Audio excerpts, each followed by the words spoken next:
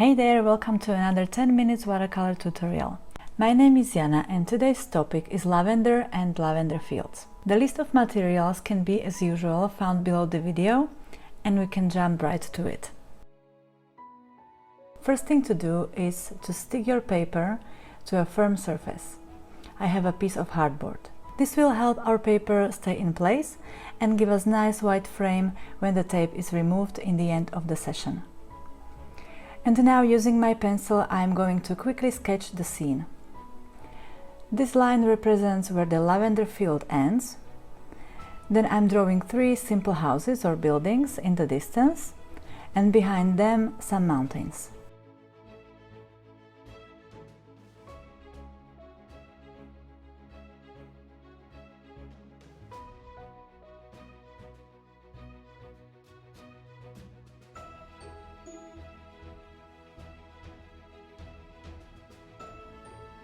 These lines will guide me when painting the rows of lavender growing in the field.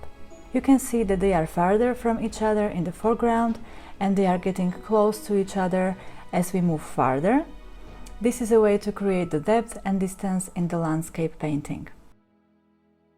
I am happy with the sketch, so I can move to the colorful part of today's tutorial, and I start with the sky.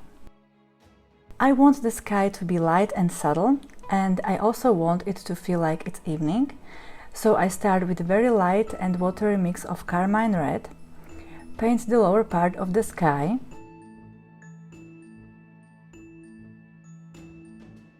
then continue with watery mix of violet,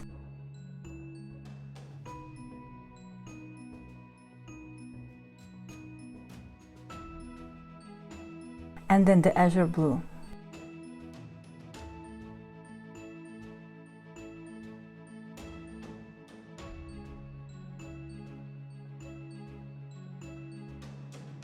The watercolor dries light, so I'm adding a bit of color again.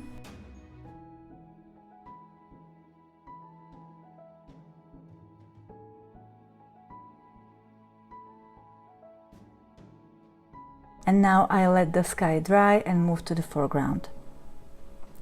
For the lavender fields, I have a light mix of violet and ultramarine blue, and I'm following the guiding lines I drew before.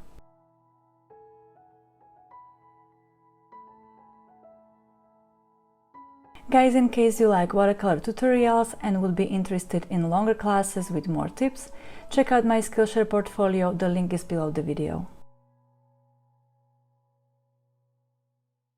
There is a soil visible between the rows and I painted ochre.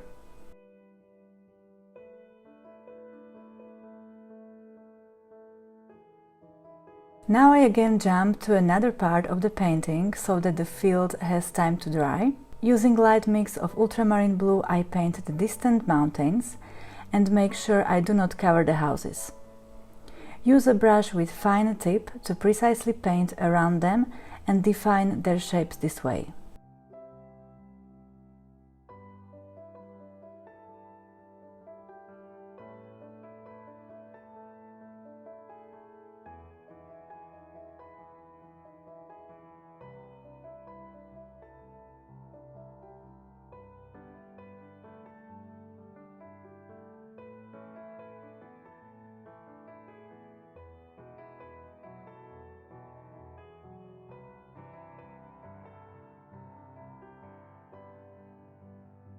Now my sky is already dry, and I think it would make things more interesting if we had few evening clouds there, so I mix a lovely plum color using carmine, ultramarine and violet and paint uneven, long clouds.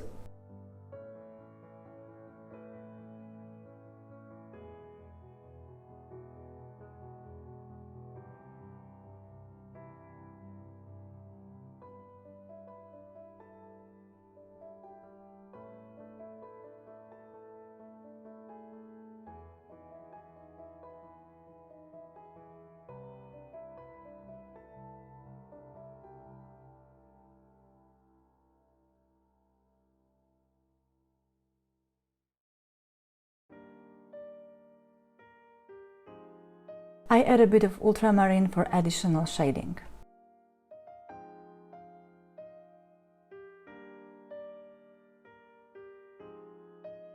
And now we can move back to the field.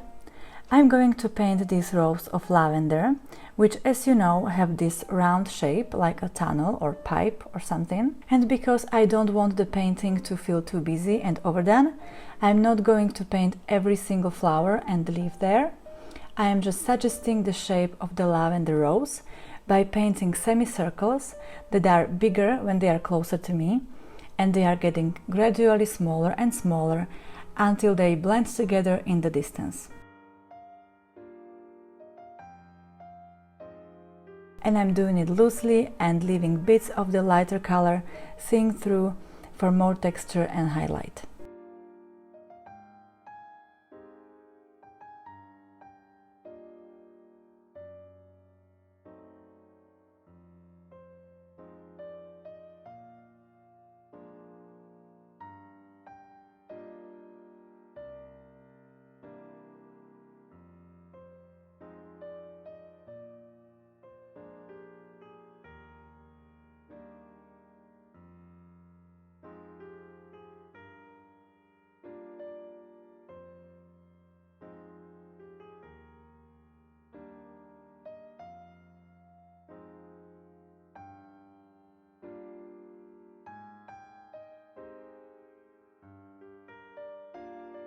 Now, before we add final layer of violet color to our lavenders, we need to let this one dry. So let's create some nice, simple greenery growing behind the houses. This additional color will give us the contrast we need and make the houses pop.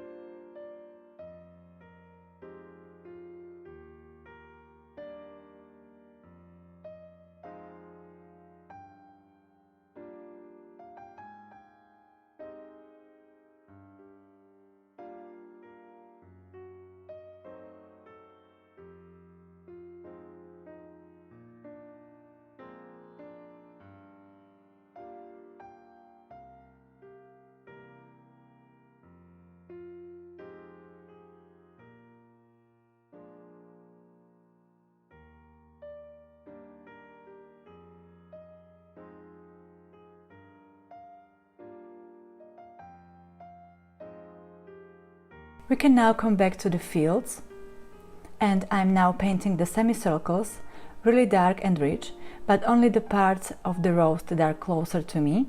And as I go farther, the color goes lighter. This is another trick to create the three-dimensional feeling in the landscape.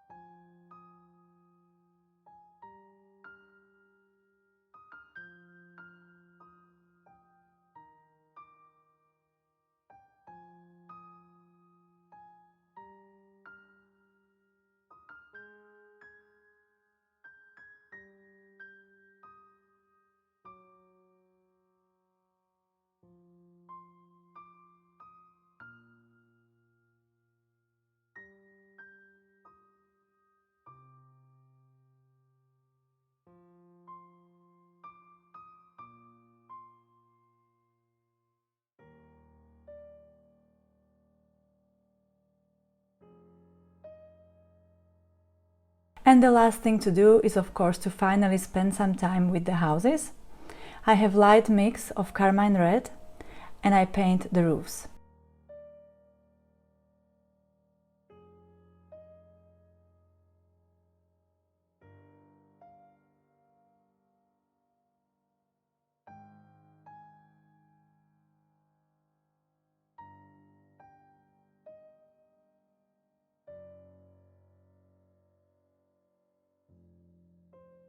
With a bit of leftover sepia from previous painting, I suggest the windows. Just simple short brush strokes.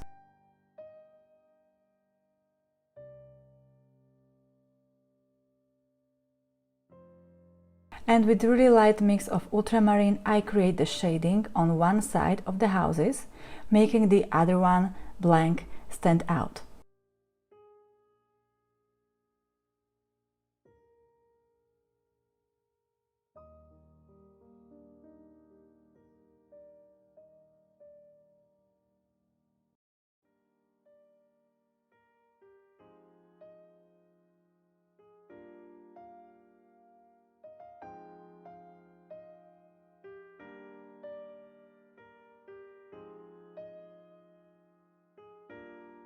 And that's all. A quick simple landscape with lavenders and white houses done in maybe a little bit more than 10 minutes, but still nothing time demanding.